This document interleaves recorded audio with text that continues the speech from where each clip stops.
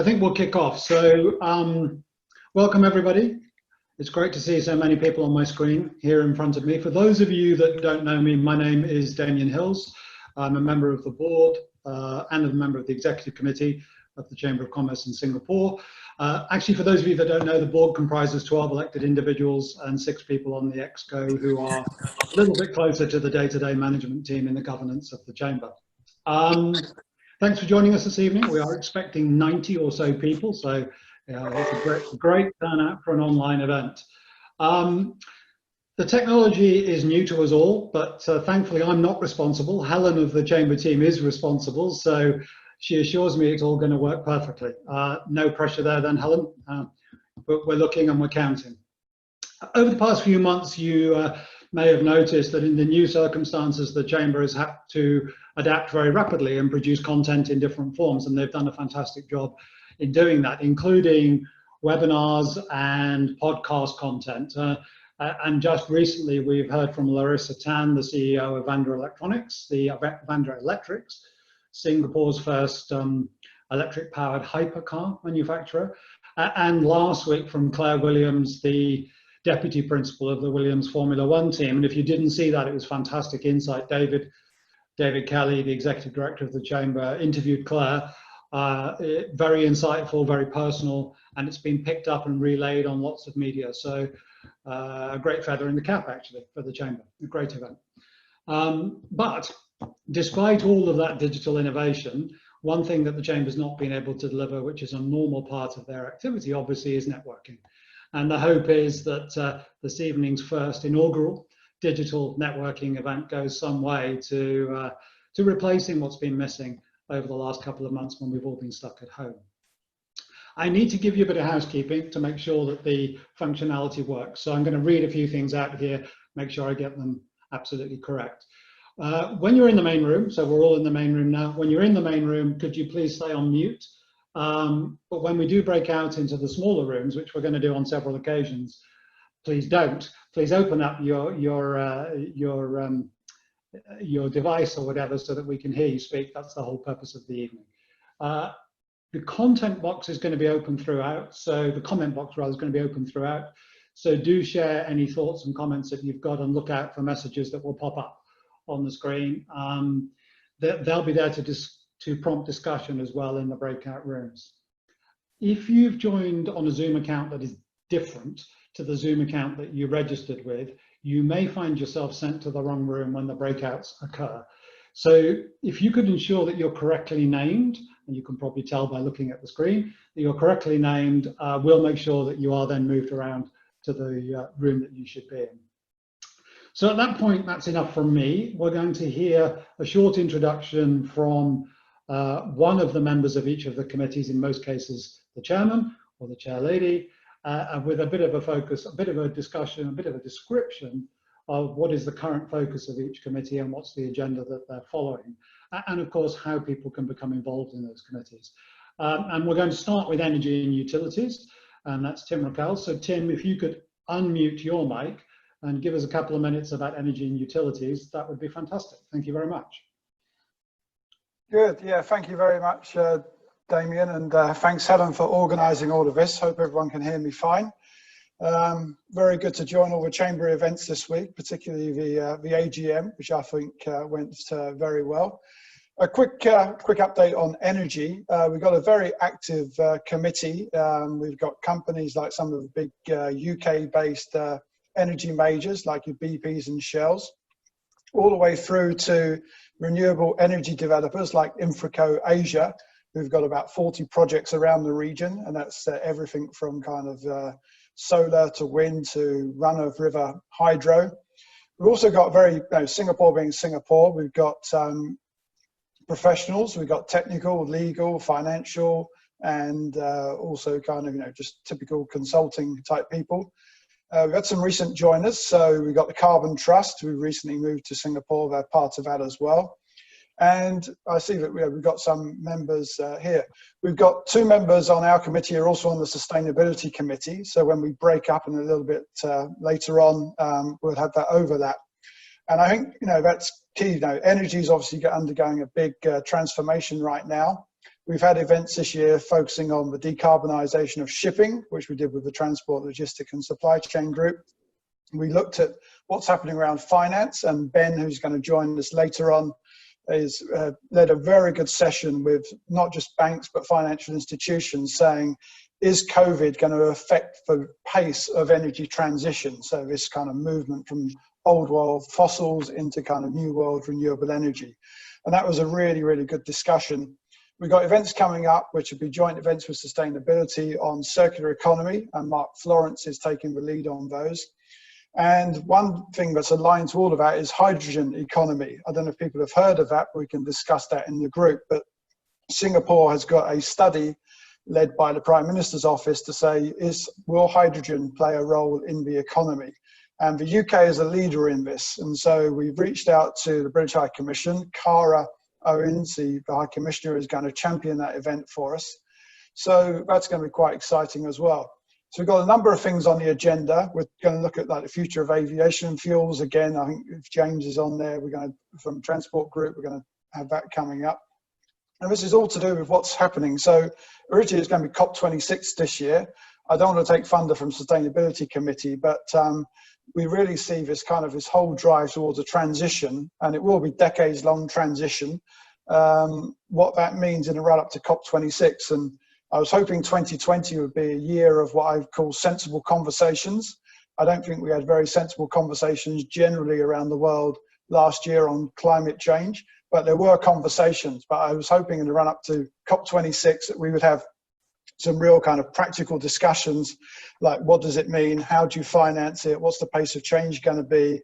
What's the difference between the OECD world and the world that we're living in over here? And I think we're going to have those conversations. I'm really keen about this kind of road to net zero campaign that the Chamber's got. So I talk too much, so I'm going to stop talking now and let someone else have a go. But you know, please join our room, and we'll have some good discussion, and look at some of the replays that are up there, orient articles, and find out more about what we do in energy and utilities. So thank you very much. Thank you very much, Tim. It's clear from Tim's comments there that although he's focused on energy and utilities, there's a lot of cross-fertilization with many other committees, and he mentioned sustainability and transport and logistics and so forth, and that's great to hear, and consistency with the big themes that the Chamber is monitoring and pushing. And on that note, I'm going to ask Mark Florance to talk about sustainability. So Mark, could you give us a couple of minutes on the Sustainability Committee? Sure, thanks, Damian. So, as Tim mentioned, I actually also sit on the Energy Committee, plus also the Small Business and Startup Committee, so I overlap those. So Sustainability Committee, I guess, used to be called the Sustainability and Responsibility Committee. It changed its focus at the end of last year, and I think now our role is a little bit bigger within the Chamber.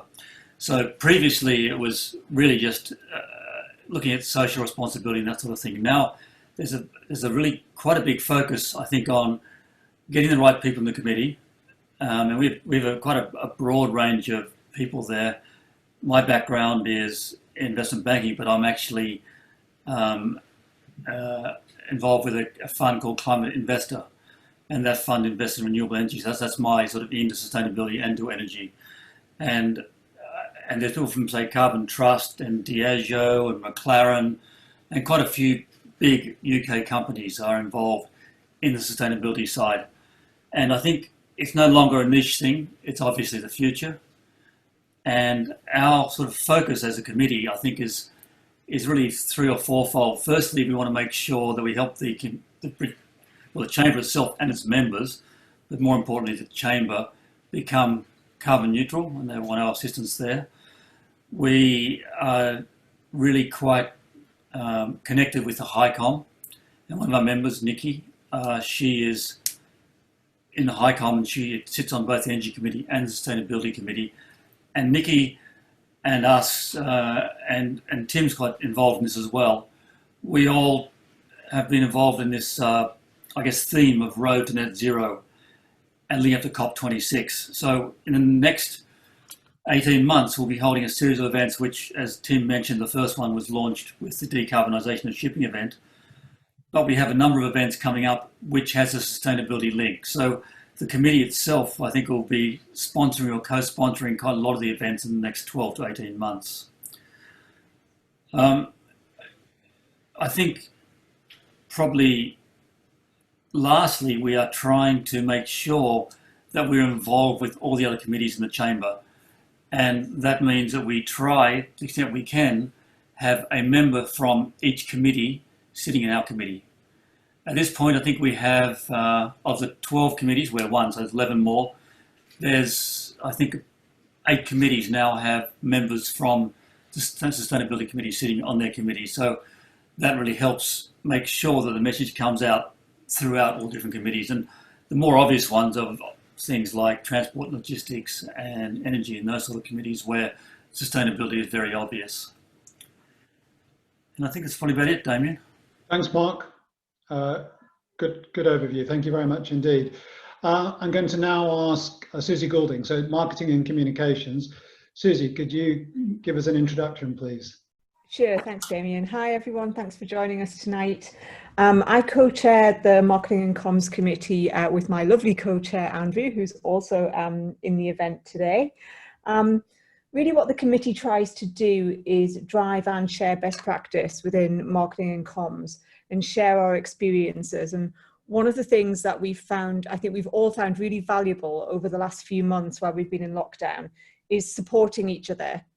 All of our businesses, like businesses all over the world, have been impacted in one way or another through the pandemic. And so it's been really great to just vent, share some solutions, and just really basically be there to support each other. So that's something that, you know, we always existed to do, but which has been really accelerated because of the experience we've all been through. So that's something really positive, I think, that has come out of the last few months.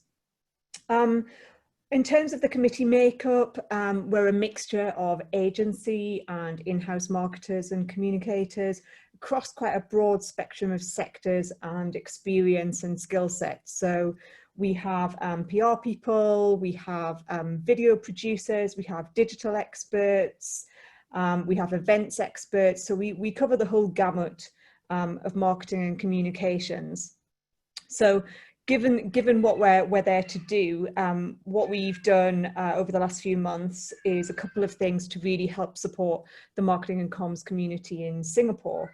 So really early on in lockdown, we came together as a committee and produced some top tips on how to survive working from home based on our own experiences, which went down really, really well. And we're going to do a follow-up piece. So some of us start to emerge. What is that looking like now, and how can we continue to support? So we're working on that at the moment. That's due imminently. We've got a couple of events coming up. We've got one next week, which is in partnership with the Sustainability Committee, and that's looking at how can businesses become more sustainable. We've got 10 years until we're supposed to meet the targets for the Sustainable Development Goals. And that's really focusing the minds of a lot of businesses on how they can contribute and how can they build that in to their business and their industry.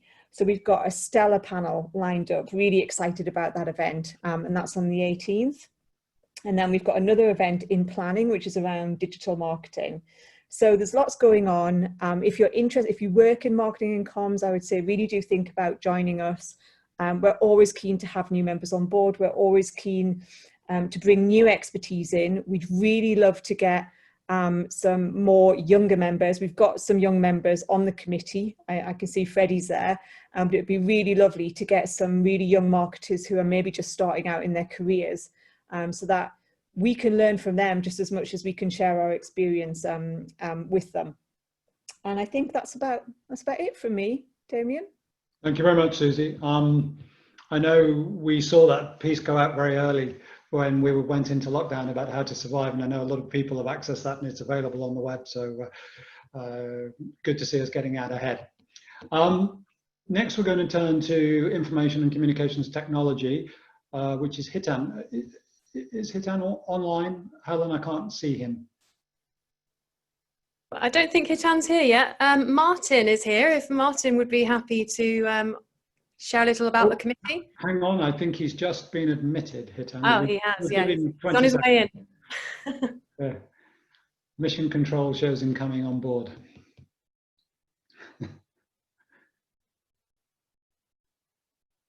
Hitan, if you've just joined us, sorry to put you on the spot straight away, but we're turning to information and communications technology. So maybe you could give us a couple of minutes on the current focus and activities of your committee. Sure, can you all hear me? We can. Perfect. So hi everyone, I'm Hitan from Accutech. I'm the co-chair of the ICT committee. The ICT committee's mission is really to inspire, educate and engage the community on transformative capabilities, basically for technology, communications and in general digital transformation to your businesses. Our goal obviously is to add value to the Chamber members and the wider community by educating on future trends that will impact the business, as well as provide networking opportunities, share knowledge and insights. So some interesting stuff that we're working on at the moment. We have a digital forensic webinar coming up on June 24th. And there's also some podcasts that are recorded on the Chamber website as well as Spotify, which you can pick up, where our chair, Magda, has recorded a little piece there, as well as the Cash is King, I believe. Thank you very much indeed. Thanks for joining us as well. Great that you could get on just at the right moment. Next on our list is transport, logistics and supply chain. Simon, I know Simon's online because I saw him earlier. Yep, there you are on the bottom of my screen, Simon. So over to you if I could. Hello, thanks very much. Hello everyone, I'm Simon Petch, Chairman of the TLSC, as we like to abbreviate it to. It's a bit of a mouthful. So our focus this year is actually a subcategorization of what we've been doing. The transportation, logistics and supply chain has been quite a big tent to fill. And so for various reasons, we're actually driving down into greater depth into three main areas, all within the same umbrella. That's maritime, aviation and automotive. That's not excluding anything else that we've also been doing. So the committee itself comprises a number of people in the various sectors I've just mentioned, as well as professional services, advisory, technical and regulatory organisations. But we are always on the recruitment for more people, and this expansion into three subcommittees is also to enable that without the main committee itself becoming too ungainly. There's been a lot said about sustainability and the energies and utilities, which we are involved with closely. There are a lot of synergies there, which I won't go to. But what we're mainly about is the information share and the know-how. And we also like to look to the advocacy that we can bring as the Chamber towards the regulatory and governmental side of what our organisations are involved with. Thanks, Simon. That's clear. I'm going to have to change the running order slightly because I can see a couple of people are struggling to get in. So I'm going to jump ahead a little bit to finance and fintech. And that's Catherine Haggie. If you could maybe take over for a couple of minutes, please. Sure, thanks Damian. And thanks Helen for organising this. Everybody's there with their cup of tea, which is slightly different to the glass of wine that we all wish we were having.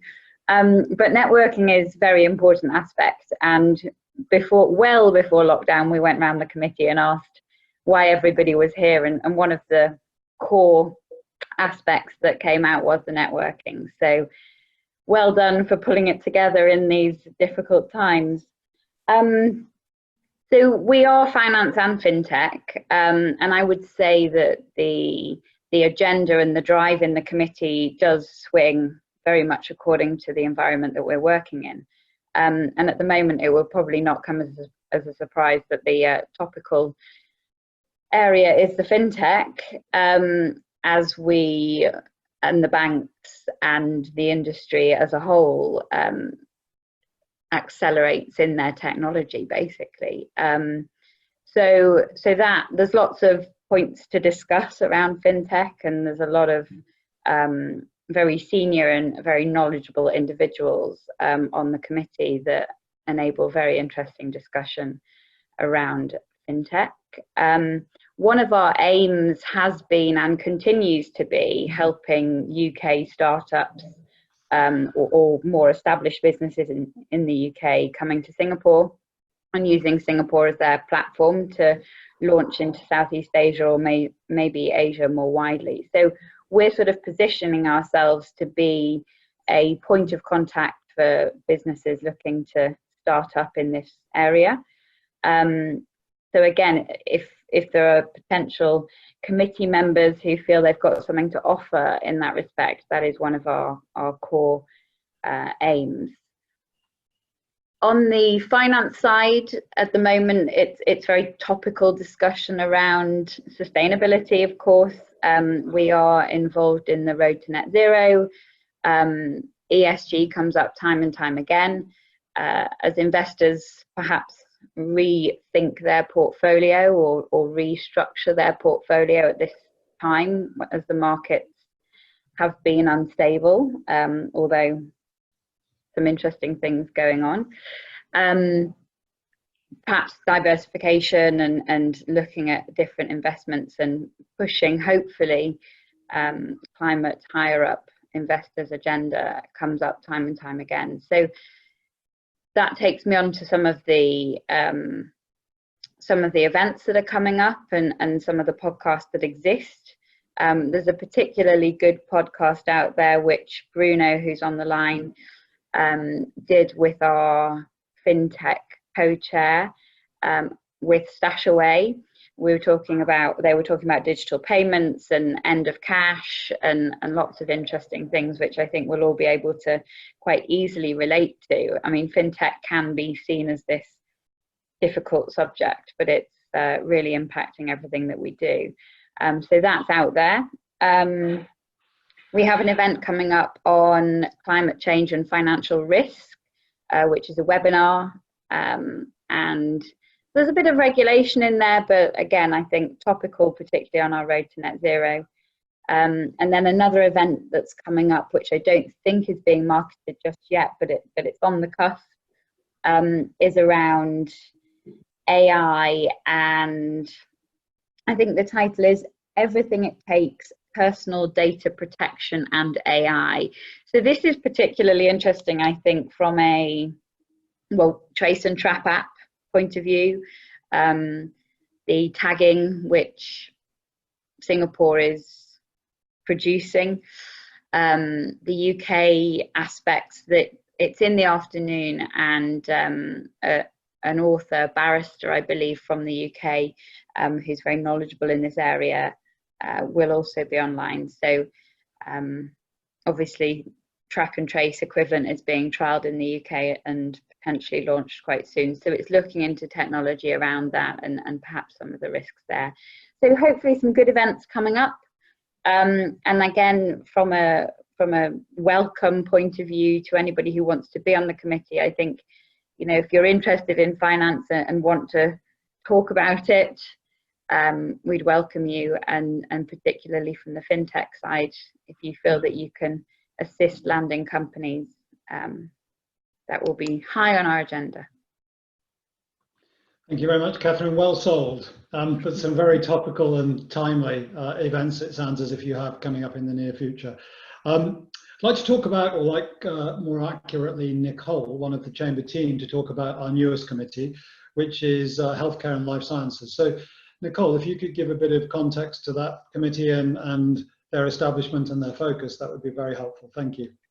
Sure, not a problem. So the Healthcare and Life Sciences Committee was introduced around about a year ago.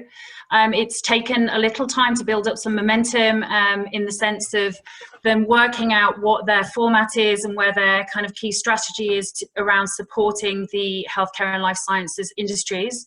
That has now been pinned down, and it's been broken into 4 core general areas, which includes the insurance market, so research and innovation behind the insurance providers, pharma, also the providers, but that also includes the holistic providers, so that could be through the health and wellness space, as well as kind of hospital groups and such like, and then also cross-sector consultancy. So we're trying to look at it in a very wholesome manner, so that the whole spread of healthcare and life sciences is incorporated. And one of our key initiatives this year, which probably is quite obvious, is about advocacy and also ensuring that that research and innovation behind the healthcare industries is brought to the forefront of people's awareness, and so that there is a lot of information share. We are currently planning our first 2 events, or webinars, which will be out there over the next month or so, which will be looking generally at the healthcare industry and then drilling down into some specific subjects.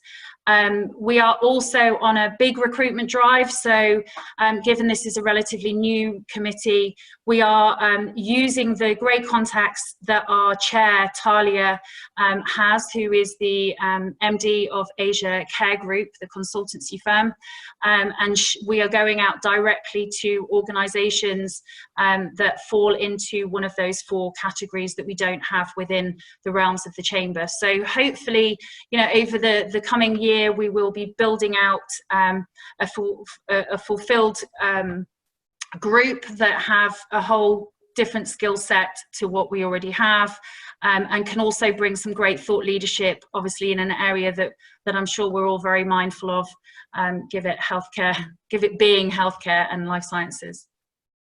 Thanks, Nicole. Good overview, and good to see member generating a new committee. Absolutely. Yeah, great. And then we'd like to turn to Wan Ying Lim, if we could, who's chair of the Women in Business Committee. Hi, good evening, everyone. Wan Ying from Julius Baer. So the Women in Business Committee is a forum for members of the Chamber to promote women in business, as the title suggests. We have about 23 committee members across different industries and company sizes. So we represent MNCs, oil and gas, financial services, legal, recruitment, to entrepreneurs working by themselves.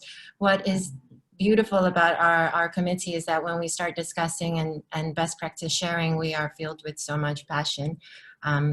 It actually our meetings tend to overrun by a bit. But, so if you are an MNC wishing to spread the gospel, or if you're in a small company and you want to learn from other people, do come along, join us. Every voice is heard, and what we look to do is improve performance. We support our members with personal development, improve skill sets, so that we hope that each one of our members can bring back to their own organizations, what they think would fit their company best, because there is no one model for all, right? This is we're talking about gender equality, so this is an ongoing debate, and there's a lot of depth to be uncovered.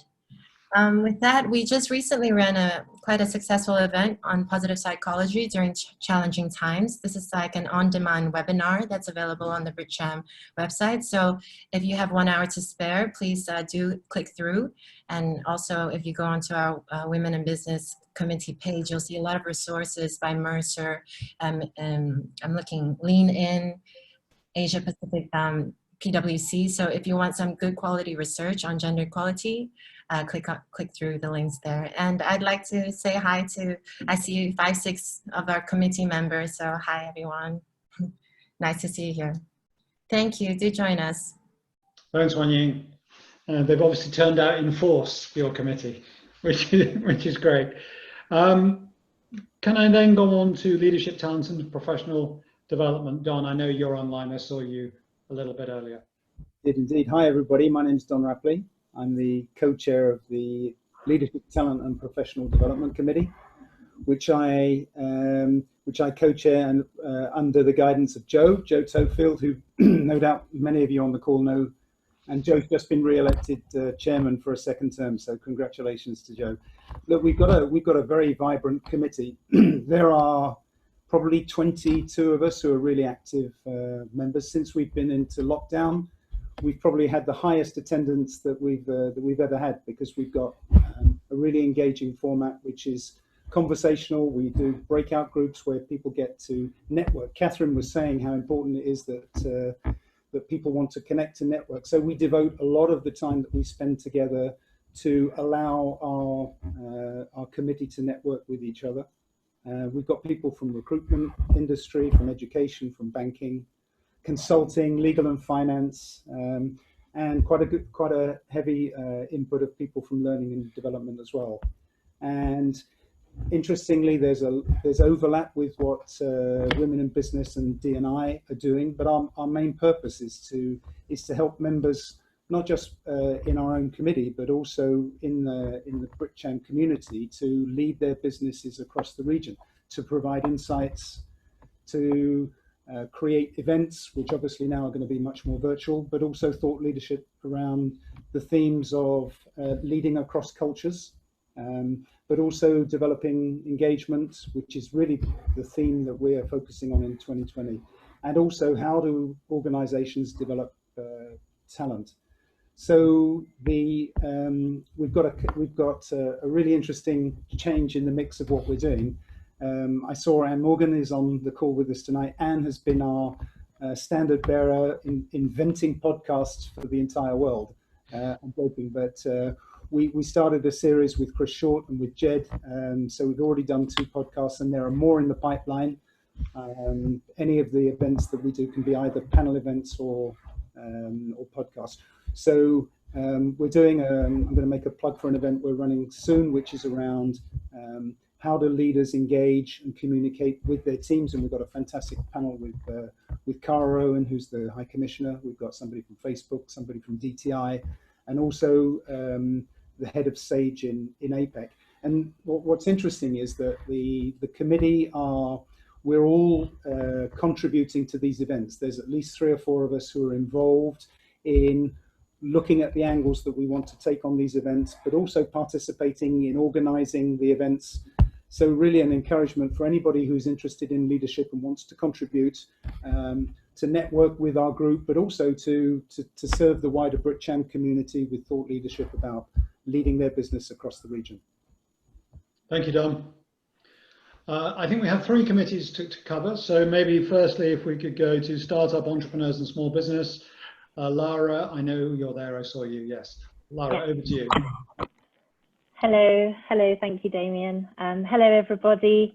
Really lovely to be here tonight. My name is Lara Quee. I'm Head of Business Development for Dwayne Morris and Salvin LLP. It's a local law firm. And I'm the chair, together with my fantastic co-chair, Chris Sassisabram, and he's here too. So Chris, please give everyone a wave.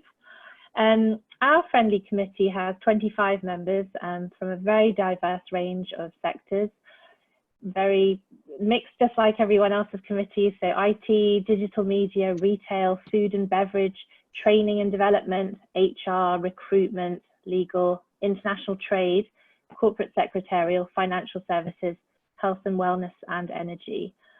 And our main focus is on providing our supportive community I'm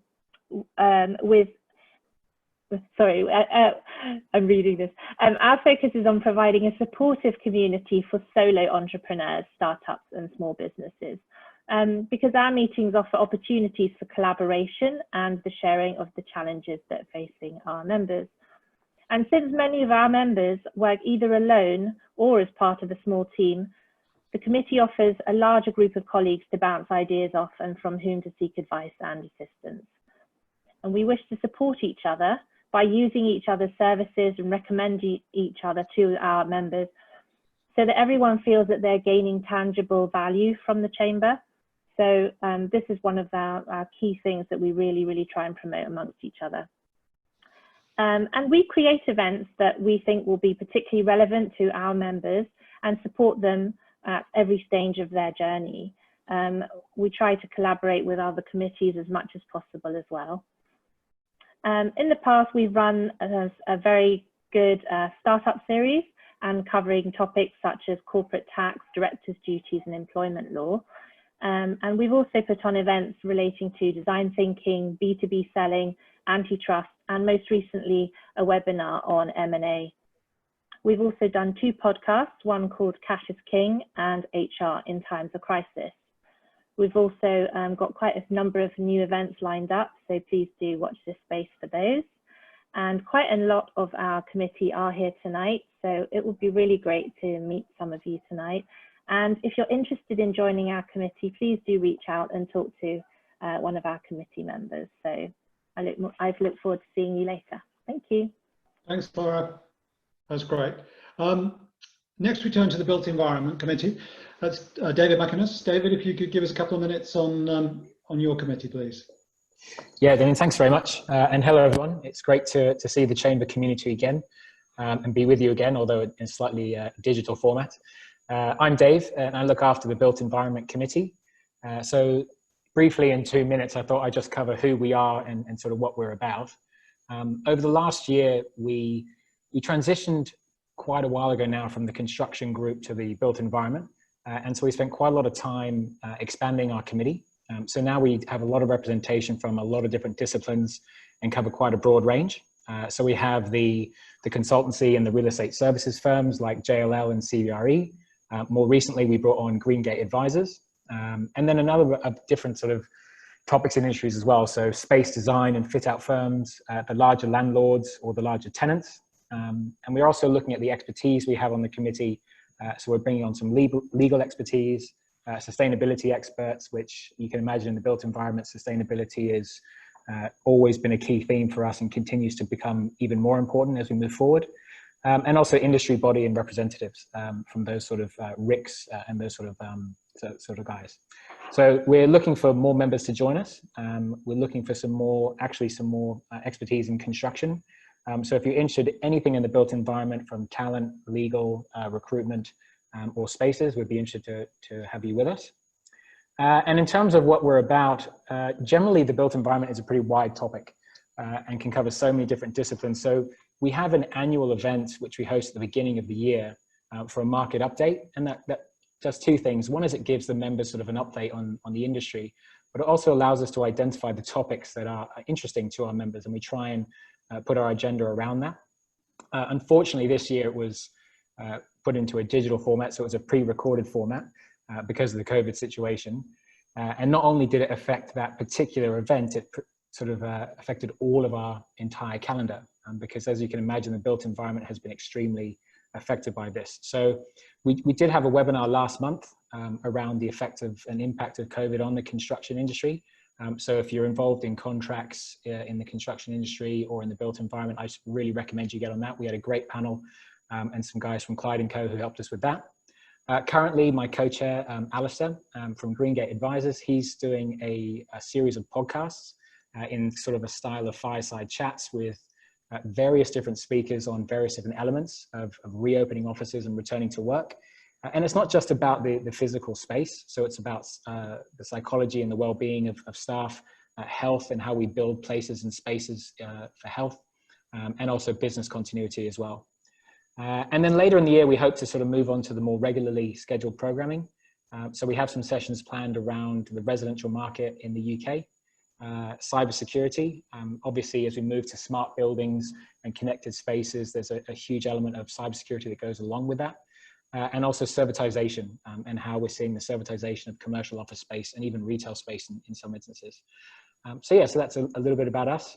We'd love to sort of get to know more of you, and we're looking for more people to join the committee. Thanks, Dave.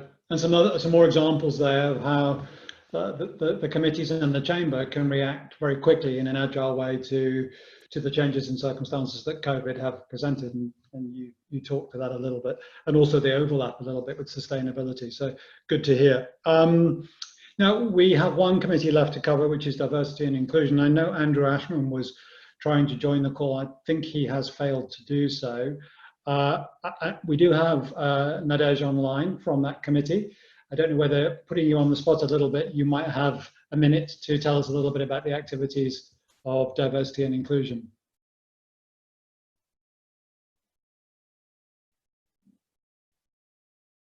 Maybe not.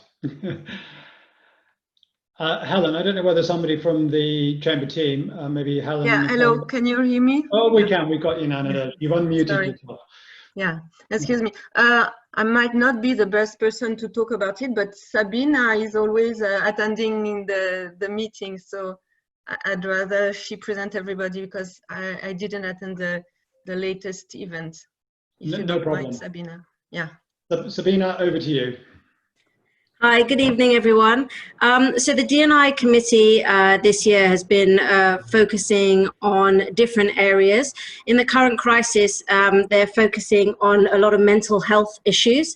So we're actually in the process of planning a mental health webinar in about a month or so, which should be quite an interesting one, relying on a lot of the academics within the industry, as well as seeing how some of our corporates are reacting to mental health, which given the current crisis is so important.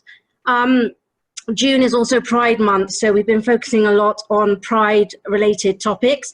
We're about to release a podcast with a couple of members from the committee that are focusing on networks within corporates. So that's a really good one to focus on. We also run a yearly D&I photo competition, which this year sadly has been delayed somewhat due to the coronavirus, but that's a good one, which we do with a lot of the schools in Singapore and take photos of different places that they've been and run a competition to do with that. So that's a little bit of what D&I have done and are looking to do. Hope that's okay. Very good. Thank you very much for standing in there. Excellent. Now that's it. What it immediately came over to me was the enormous breadth of activity across all of the committees, and throws light on that. Also the extent of crossover between the activities of many of the committees, and I think it's a desire for the Chamber to try and fertilise that and make more of that crossover. But there must be something for every business or something for every person in the enormous breadth that we've just discussed. Now, before we move into the breakout rooms, where some of those conversations can continue, we have a little poll that Helen, I think, is going to organise for us, and it should now be popping up on your screen. So you should see a poll question dealing with to what extent COVID-19 has impacted your business. So if you could vote, that would be fantastic. Thank you very much.